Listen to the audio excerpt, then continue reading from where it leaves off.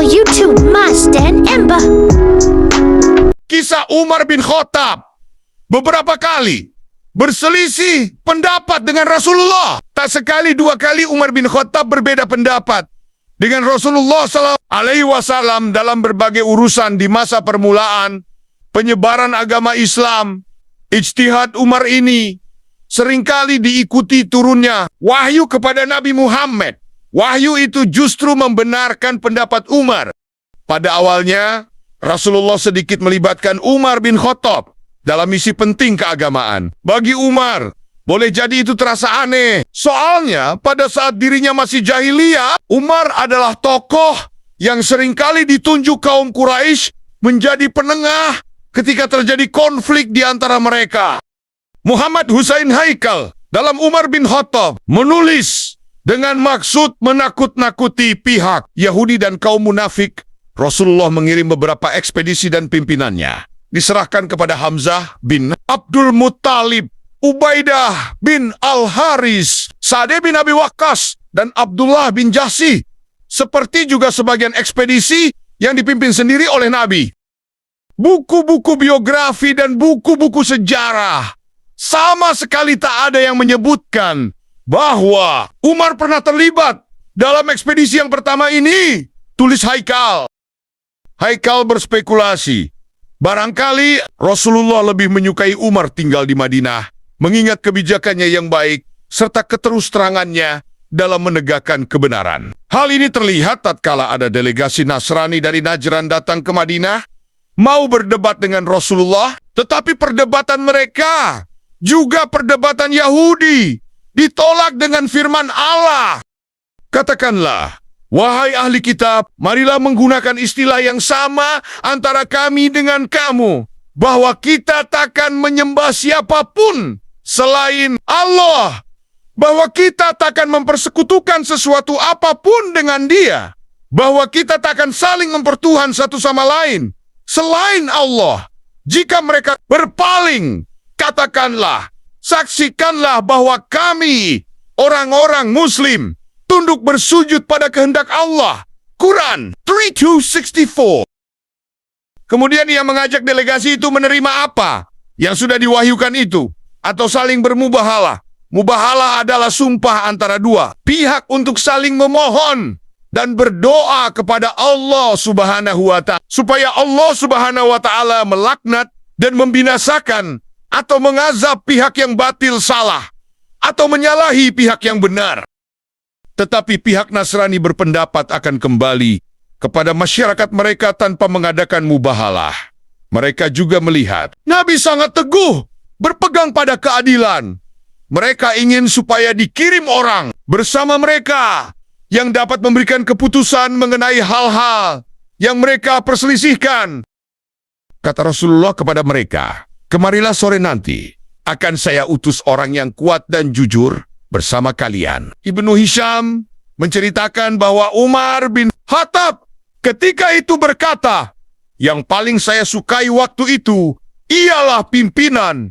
Dengan harapan sayalah yang akan menjadi pemimpin itu. Saya pergi ke masjid akan salat zuhur dengan datang lebih dulu. Selesai Rasulullah mengucapkan salam, ia melihat ke kanan dan ke kiri. Saya sengaja menjulurkan kepala lebih tinggi, supaya ia melihat saya, sementara ia sedang main kari-kari dengan pandangannya. Terlihat Abu Ubaidah bin Al-Jarrah. Lah dipanggilnya seraya katanya, Anda pergilah bersama mereka dan selesaikan apa yang mereka perselisihkan dengan adil dan benar. Setelah itu Abu Ubaidah berangkat. Sebenarnya Umar sangat mengharapkan dia yang akan ditunjuk oleh Rasulullah menjadi penengah, seperti yang biasa dilakukannya sejak nenek moyangnya. Dulu, di zaman jahiliyah, jika terjadi perselisihan di antara para kabilah Tetopi pilihan, Nabi jatuh kepada Abu Ubaidah. Padahal Umar begitu dekat di hatinya. Haikal berpendapat hal ini membuktikan bahwa Rasulullah menginginkan Umar tetap berada di Madinah. Keterus-terangannya, keberanian serta pandangannya yang tepat sangat diperlukan. Tetapi mungkin juga beliau khawatir mengingat watak Umar yang keras, maka yang dipilihnya Abu Ubaidah karena selain kejujurannya, sikapnya lemah lembut dan periang, tulis Haikal.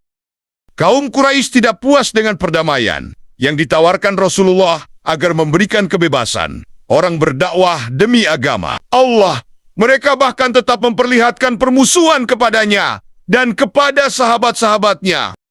Tatkala Rasulullah dengan kekuatan 300 orang muslimin keluar menyongsong mereka di perang Badar, dan beliau tahu bahwa di pihak Makkah yang datang dengan kekuatan lebih dari 1.000 orang, Rasulullah bermusyawarah dengan sahabat-sahabatnya akan tetap menghadapi perang dengan mereka atau akan kembali ke Madinah. Umar dan Abu Bakar menyarankan lebih baik mereka dihadapi. Setelah pertempuran dimulai dan perang pun berkobar, korban pertama di pihak muslimin adalah Mihjah, bekas budak Umar bin Khattab. Di tengah-tengah pertempuran itu Umar pun sempat membunuh saudara ibunya, Alas bin Hisham. Disebutkan bahwa ketika itu Umar bertemu dengan Said, anak Alas. Maka katanya, "Saya lihat Anda seperti menyimpan sesuatu dalam hati Anda. Saya lihat Anda mengira saya sudah membunuh ayah Anda. Kalaupun saya bunuh dia, tidak perlu saya meminta maaf kepada Anda. Sebab yang saya bunuh paman saya, saudara ibu saya, Alas bin Hisham bin Al-Mughirah, tentang bapak Anda. Ketika saya melewatinya, ia sedang main kari-kari sesuatu, seperti lembu mencari tanduknya. Saya menghindar dari dia, lalu ia mendatangi Ulayya, sepupunya, maka dibunuhnyalah dia." Menurut Haikal, kata-kata yang diucapkan Umar ini merupakan yang pertama kali dikutip tentang dia dalam perang ini. Perang yang telah membentuk sejarah Islam dan sejarah dunia ke dalam bentuk baru. Perang ini melukiskan pengaruh yang ditanamkan Islam ke dalam diri Umar dengan sangat jelas sekali. Demi agama ini, orang harus menganggap segalanya itu tak ada artinya. Ia tak boleh ragu ketika terjadi. Jika ia harus berhadapan dengan saudara atau dengan kerabat dekat, ia mempersembahkan hidupnya untuk Allah dan di jalan Allah dengan pertimbangan apapun. Ia tak boleh ragu dalam membela agama Allah. Kaum muslimin menawan 70 orang Quraisy, kebanyakan pemimpin-pemimpin dan orang-orang berpengaruh di kalangan mereka. Umar bin Khattab termasuk orang yang paling keras, ingin membunuh para tawanan itu. Tetapi para tawanan itu masih ingin hidup dengan jalan penebusan. Mereka mengutus orang kepada Abu Bakar agar membicarakan dengan Rasulullah untuk bermurah hati kepada mereka, dan mereka bersedia membayar tebusan. Abu Bakar berjanji akan berusaha, tetapi karena mereka khawatir Umar akan mempersulit keadaan, mereka juga mengutus orang kepada Umar dengan pesan seperti kepada Abu Bakar. Tetapi Umar menatap mereka penuh curiga. Abu Bakar datang menemui Rasulullah dengan permintaan agar bermurah hati kepada para tawanan perang itu, atau menerima tebusan dari mereka, yang berarti dengan demikian akan memperkuat kaum muslimin. Tetapi Umar tetap keras dan tegas. "Rasulullah," katanya, "mereka musuh-musuh Allah. Dulu mereka mendustakan, memerangi dan mengusir Rasulullah. Penggal sajalah leher mereka. Mereka inilah biang orang-orang kafir, pemuka-pemuka orang sesat. Allah sudah menghina kaum musyrik itu dengan Islam," kata Umar. Dalam hal ini Rasulullah bermusyawarah dengan kaum muslimin dan berakhir dengan menerima tebusan. Dan Nabi membebaskan mereka. Tetapi tak lama sesudah itu datang wahyu dengan firman Allah ini. Tidak sepatutnya seorang Nabi akan mempunyai tawanan-tawanan perang sebelum ia selesai berjuang di dunia. Kamu menghendaki harta benda dunia, Allah menghendaki akhirat. Allah Maha Kuasa, Maha Bijaksana. Quran 8:67. Begitulah Umar memberikan pendapatnya sekitar peristiwa perang Badar, seolah sudah melihat peristiwa itu sebelum terjadi. Dengan demikian, Nabi dan kaum muslimin sangat menghargai pendapatnya. Kedudukannya makin tinggi di samping Nabi dan di kalangan kaum muslimin umumnya.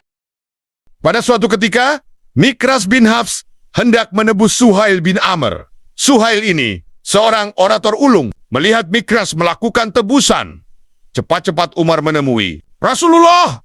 Seraya katanya, izinkan saya mencabut 2 gigi seri Suhail bin Amr ini supaya lidahnya menjulur keluar dan tidak lagi berpedato mensyirka Anda di mana-mana. Tetapi Rasulullah menjawab, saya tidak akan memperlakukannya secara kejam, supaya Allah tidak memperlakukan saya demikian, sekalipun saya seorang nabi. Menurut Haikal, ucapan Umar itu teras terang menunjukkan kegigihannya mengenai pendapatnya untuk tidak membiarkan para tawanan yang berkemampuan kembali mengadakan perlawanan kepada kaum muslimin. Lah sangat menekankan pendapatnya itu. Kendati masyarakat muslimin sudah memutuskan menerima tebusan, wahyu turun memperkuat pendapat Umar mengenai para tawanan perang. Ini juga yang membuat Umar makin dekat di hati Nabi. Ia telah menjadi pendampingnya, seperti juga Abu Bakar.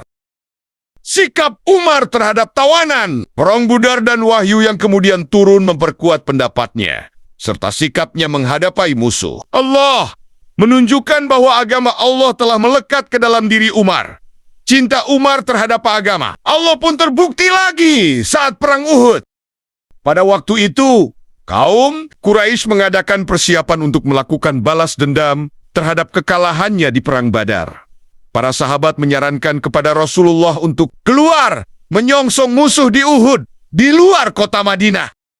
Rasulullah masuk ke rumahnya, disusul oleh Abu Bakar dan Umar, yang kemudian mengenakan ikat kepala dan baju besinya dengan menyandang pedang. Beliau berangkat bersama sahabat-sahabatnya hendak menghadapi musuh.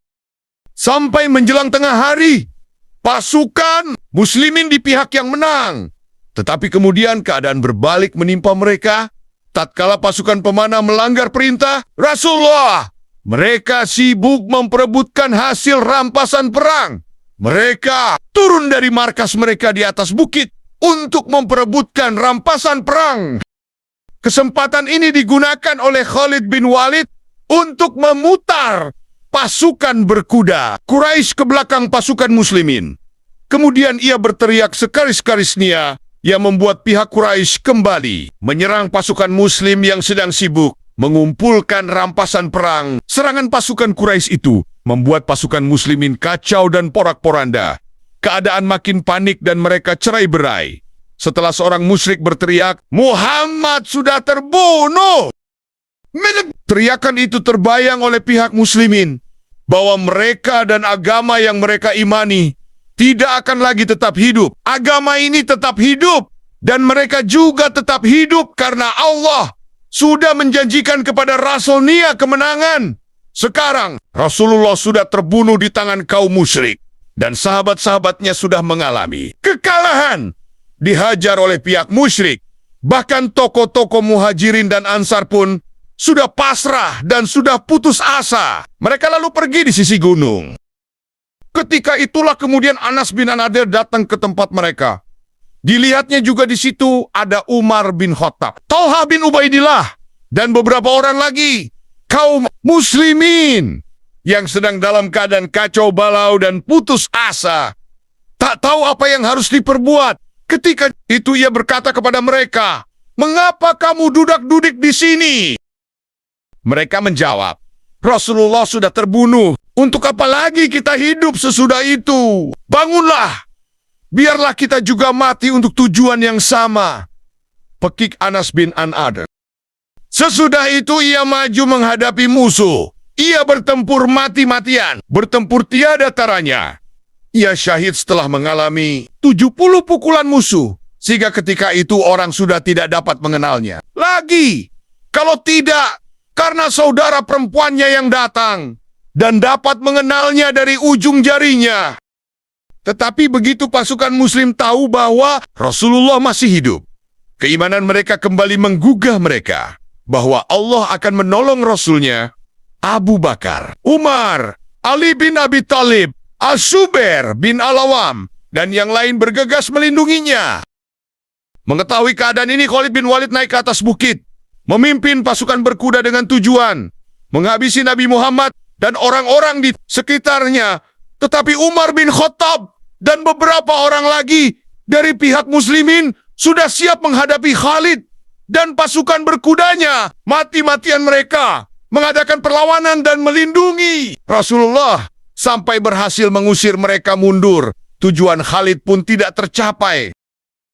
Haikal mengatakan bahwa sikap Umar terhadap tawanan, Perang Badar dan wahyu yang kemudian turun memperkuat pendapatnya, serta sikapnya menghadapi Khalid bin Walid sebelum menyergap Nabi dan orang-orang di sekitarnya. Kedua sikapnya ini sudah menunjukkan bukti yang kuat sekali tentang menyatunya agama Allah ke dalam diri Umar.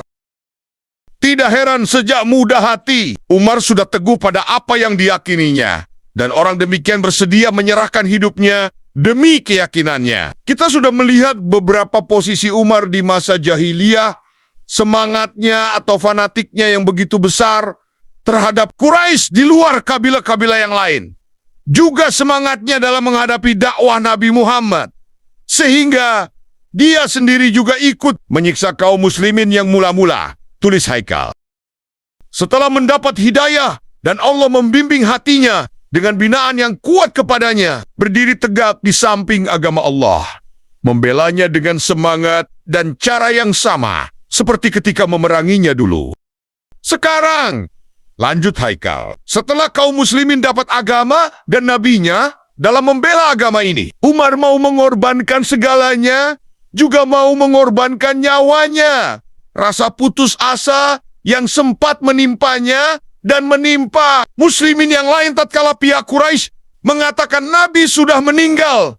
Menurut Haikal, menjadi sebagian rasa semangatnya terhadap agama ini, sehingga rasa sedihnya itu membuatnya lepas dari ketajaman pikirannya. Akan tetapi, setelah diketahuinya bahwa Rasulullah masih hidup, ia tampil menyerahkan seluruh hidupnya demi imannya itu. Dan Allah memberi kemenangan kepadanya melawan jenderal jenius yang sangat dibanggakan Quraisy itu, dan telah memberi keuntungan kepada mereka dalam perang Uhud. Tetapi iman dan semangat Umar terhadap imannya itu tak dapat menahan kebanggaan dirinya, tak dapat menahan kepercayaannya kepada pendapatnya di depan Rasulullah sendiri. Haikal menulis dalam membanggakan pendapatnya. Umar termasuk orang yang paling kuat alasannya di kalangan muslimin dan paling menonjol. Memang benar bahwa kaum muslimin semuanya tidak mengenal lemah.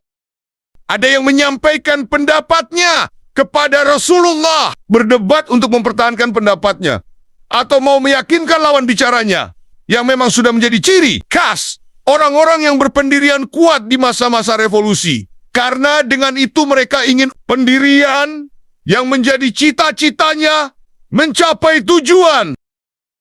Tetapi Umar yang paling berterus terang dan paling berani, tanpa mengurangi cintanya kepada Rasulullah, serta kuatnya iman akan risalahnya, ia mau menyampaikan pendapatnya di depan Rasulullah dan mau mempertahankannya. Sudah kita lihat sikapnya mengenai tawanan Perang Badar. Bagaimana ia meminta izin akan mencabut 2 gigi seri Suhail bin Amr. Sesudah kaum muslimin menerima tebusan para tawanan itu, dan kelak kita akan melihat sikap demikian ini dalam persahabatannya dengan Rasulullah. Dan pada masa pemerintahan Abu Bakar, kita akan melihat ijtihadnya di masa Rasulullah, yang kemudian sebagian dikuatkan oleh Quran, di samping ketentuan-ketentuan hukum dan prinsip-prinsip hasil ijtihadnya yang kita lihat sesudah Rasulullah wafat, yang sampai sekarang tetap menjadi pegangan kaum muslimin. Demikian kata Muhammad Husain Haikal. Itulah kisah beberapa perselisihan pendapat antara Umar bin Khattab dan Nabi Muhammad. Terima kasih sudah menonton. Semoga video ini bermanfaat. Subscribe, like, share, dan komen